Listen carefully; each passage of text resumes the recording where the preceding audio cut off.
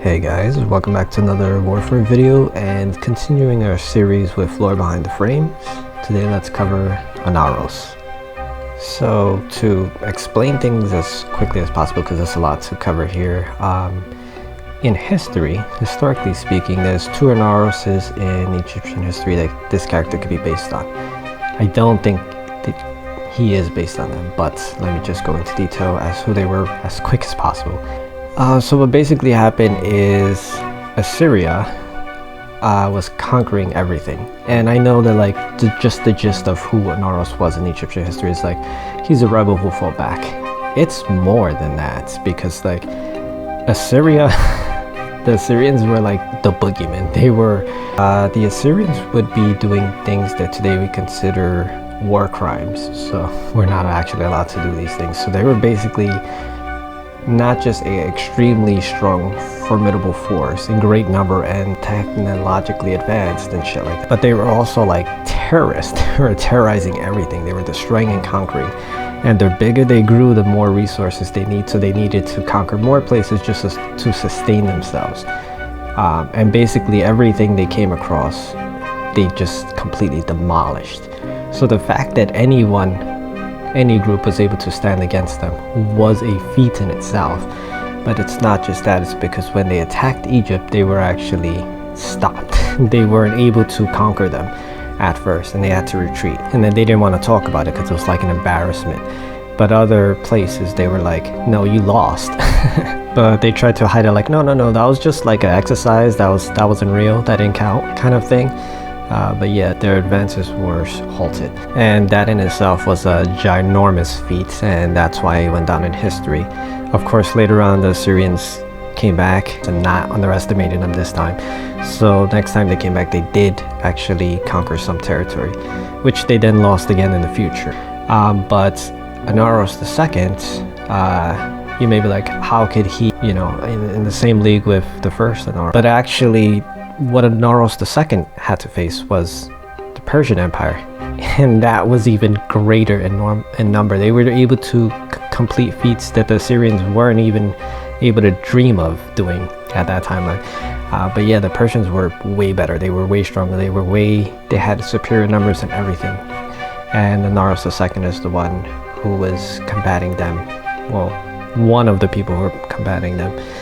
And that's where these stories come from, that these two people named Inaros were both part of the resistance and fighting back against basically an unstoppable force. That's the point of it, which is similar to Inaros' story in Warframe. However, that's where the similarities end. So saying it's based on these guys, I don't think so. Maybe this is Inaros the 100th and 20th, I don't know. But it doesn't really matter. I think it's just the name and nothing more. So then what do I actually think Inaros is or is about? First, let me explain to you all the little details, and then I'll explain.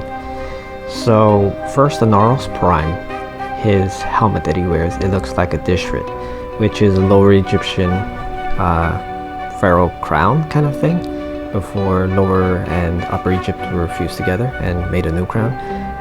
As well as one of his other helmets is called Ramses, which is an Egyptian pharaoh as well. So this is implying by itself these two things. Inaros, even if we didn't know Inaros' lore, he is a king, he is a pharaoh. And what's the relevance of me even noting this? It's because many pharaohs of the past, they would claim that they were actually reincarnated gods of the past. I am Ra, I am Ammon, I am Anubis. Many pharaohs would claim this, which would then explain why Inaros has so many different types of godheads. For instance, he's not based solely on Anubis or Osiris or something. He's just anything, pick of the litter. He has an Anubis helmet, he has a Horus helmet, as well as an Osiris and a Khepri helmet. I imagine the Tenogen Thoth helmet would also be added to the mix eventually. However, his official helmets are more like the Anubis and the Osiris ones, which have more to deal with death and rebirth and stuff like this, the afterlife, which I'm gonna explain here so you could better understand why Inaros is the way he is. So in mythology, I believe the very first sarcophagus was actually a trap, because in the story, Osiris was tricked into going into this strange box by Set, and then Surprise, surprise, it was a trap, which led to Osiris's demise. Eventually, his wife Isis did find all his different pieces that were scattered all over the place, and with the help of her sister, which was Set's wife, as well as with the aid of the god of the underworld, which is Anubis at the time, to piece him together and to try to resurrect him, which in turn created the first mummification. Osiris was the first mummy. And the whole point of the mummification ritual is basically sure, it's to honor your body, but it's to preserve your body so it could be restored and then taken to the afterlife, to the underworld, where you would use that body. It's not like you're going to be roaming around as a ghost. No, you're going to be roaming around in that restored body, and you're taking all of the shit that's in your tomb with you. That's all your important stuff. You're taking them to the afterlife physically with you. The first time this was done, which was for Osiris, they didn't intend for Osiris to be restored and then taken to the underworld. They intended for Osiris to be restored and brought back to this plane of existence. But since he was missing one component, they couldn't do this.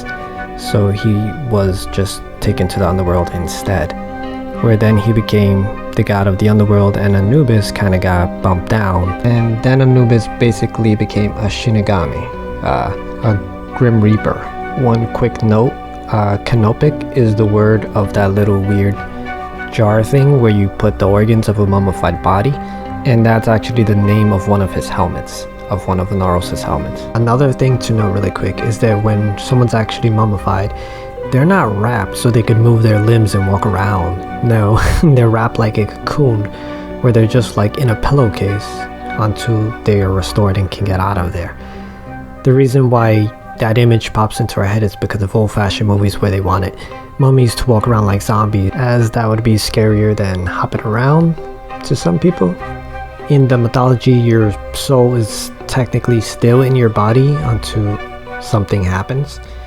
For instance, if your body is destroyed, where's your soul?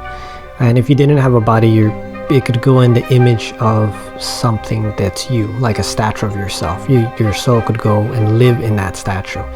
That's why a lot of times you see pharaoh statues and stuff like that, like they'll have the nose broken or something like that. Basically super spiteful and dickish move to basically sabotage your chances of being resurrected. Another thing, I think that a lot of people may have this misconception, perhaps I'm wrong, but it's that Egyptians are all about death, like they're obsessed with death, because it seems like they're portrayed like this in a lot of movies and shows and fiction and stuff like that, but in reality they weren't obsessed with death. They were literally obsessed with life and balance and wisdom. That's what they were all about.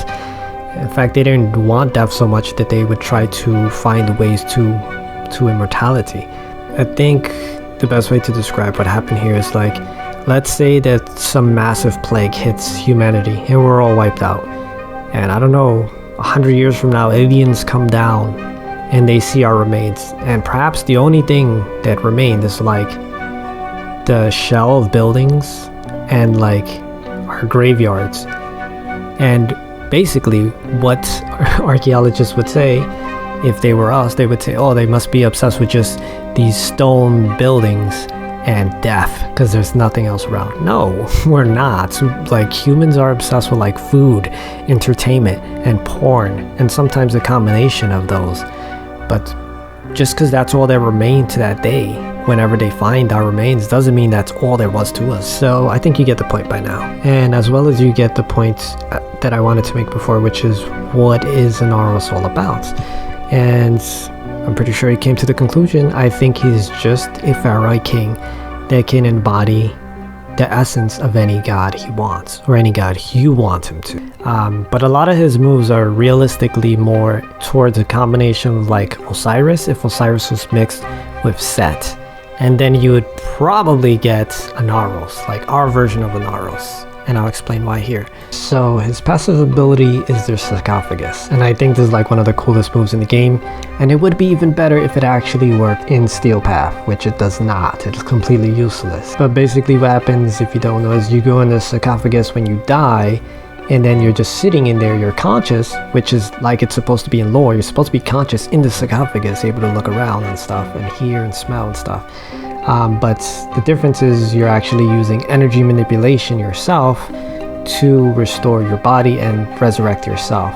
In mythology, you would be restored by the priest or Anubis. So his first ability is desiccation, which is you just throw sand in your enemy's eyes and you basically curse them while absorbing their health, which is more energy manipulation, and it even ties to lore a little bit. Because some people got the ideas to start, grave robbing and tomb raiding some of these pharaohs' tombs and stuff like that, or people's tombs, taking all their shit and possibly destroying and damaging their body when they're trying to be resurrected, for crying out loud. So they got the idea to start putting curses to protect their tombs. And you may think it's just hocus pocus, which is kind of hilarious because there's been archaeologists in the past who thought this very same thing, and then they would go in the tomb and die shortly after their visit.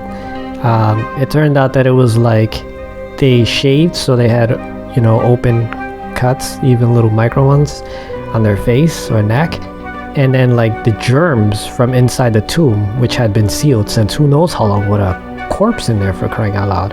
Obviously there's going to be germs and bacteria and possibly even plagues, and you possibly have an open wound, or even if you don't have open wound, you breathing in or just being in this facility can contaminate you.